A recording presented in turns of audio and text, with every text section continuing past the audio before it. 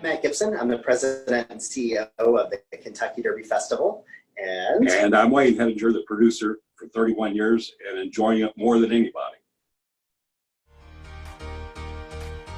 We're coming from what we refer to as Club Thunder. This is by residents down on the lower level, and this is pretty good a hangout for all of us in different groups. So at times we've had as many as just me and Matt, the two of us, or sometimes 35 of us, but it's a good watering hole for a lot of us. It is, and as you see, there's lots of Thunder memorabilia around here. I mean, it really is a great place to get that vibe, and I can't tell you countless meetings that we've had over the decades, whether it be here or previous places, that we've sat, and this is where a lot of the ideation and creation happens. For sure. Here. The planning for the show oftentimes starts even before that year's show kicks off. We learn things that we'd like to do different, or as the venue and things change, some of the challenges that we'll face and that we have to adapt to. So it happens ongoing, and then certainly the day of show we learn a lot what we'd like to do better next year. Wayne? Yeah, and the day of show is when it really starts coming together, because we've got all the pilots are in town, everybody that's involved is in place. So planning starts right during the show, as a matter of fact, because if something is going on in the show that looks great, it's like, well, we need to take note of that, bring that back.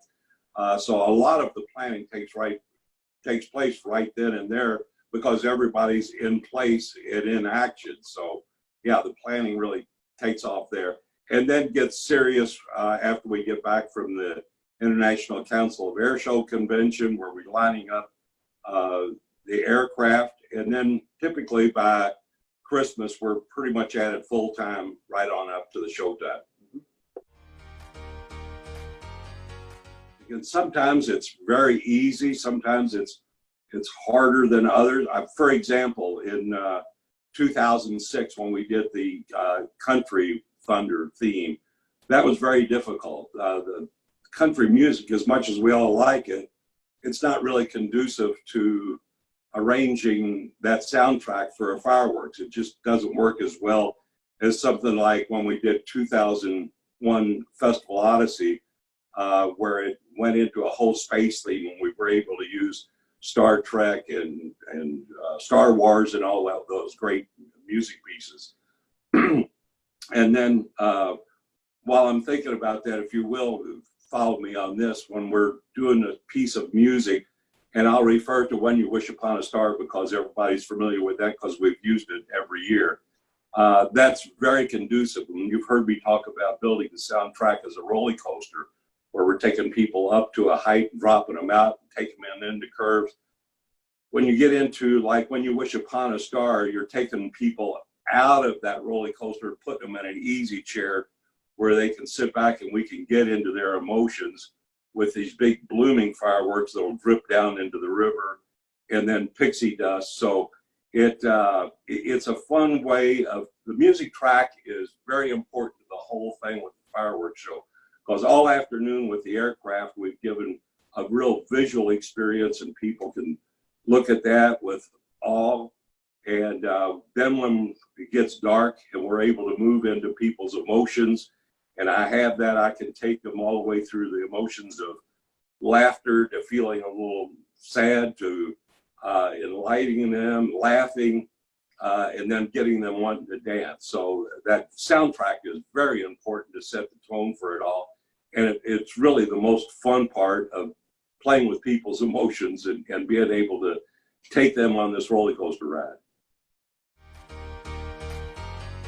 Not only is it a fireworks show and an air show there for entertainment, we provide a lot of programming for folks who are there all day long. They commit their day, they're there 12, 14 hours, and it's our goal to make sure that there is something for everyone. One of the best examples that we can describe is Ford's Thunder on the Ground, sponsored by Ford Motor Company.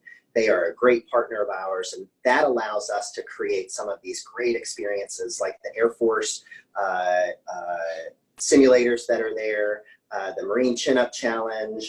It could be anything that is there that people want to go and wander and see. And it's the entire South Great Lawn of Waterfront Park, and that's quite a few hundred square feet. 1,000 square feet of just interactive and free entertainment, all thanks to Ford's Thunder sponsorship. And you can do anything all day long, from midway rides to learning how to fly a plane to even sign up for different resources in the community. Our friends in the census were even there this year and signed people up and helped meet their goal. There's also lots of military recruitment that happens there. It's one of the largest military recruitments in the country for the entire year. Right. So there is something for everybody there. And that just adds to that all-day entertainment. And again, there's something for everyone there in Ford's Thunder on the ground. You know, for the television viewers, I've always referred, when they say, no, I'm good with just watching it on television, I'm going, you're missing quite a bit of the show, because what's going on the ground is phenomenal. It's as much of a show as we have going on in the air. Matt and I particularly get asked that all the time. And from the producer standpoint, I always tell everybody, as long as you've got line sight of the 2nd Street Bridge, you're good to go, because almost a third of the fireworks show is going to come off that bridge.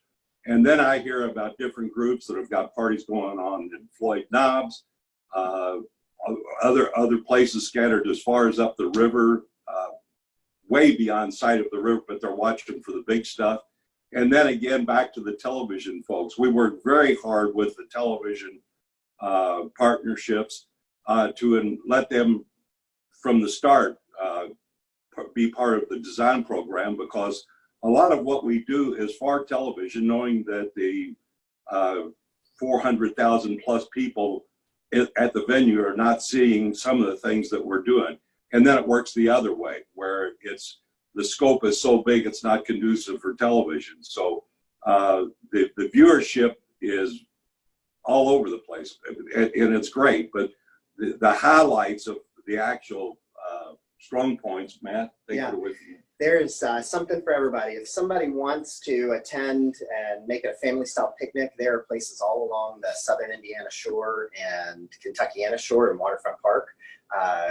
Again, there's the Thunder Chow Wagon where people can go, and there's plenty of place for people to stretch out. There's Myers Party on the Belvedere that is fantastic, and that's one of the best kept secrets. Where I always tell folks, one of the places that we're watching grow over the years is out at the Big Four lawn. There's such a unique view that you get to see of the show as the aircraft come down the Ohio. And not only is the bridge the center marker for the fireworks show, it's the absolute center marker for the air show. So everything happens in that focus. If you're looking for corporate entertainment, we've got the Thunder Corporate Villages that our folks can work to customize any package from 50 folks all the way up to 2,500 folks that want to come there and create something special for their guests. And then even with our partners at the Gold House and other properties, they've got something that they can tune to every client out there to come and see the show. Because again, we've got something for everyone. And that's one of the things that we pride ourselves as the nation's largest civic celebration. If you want it, we've got it, that's for sure.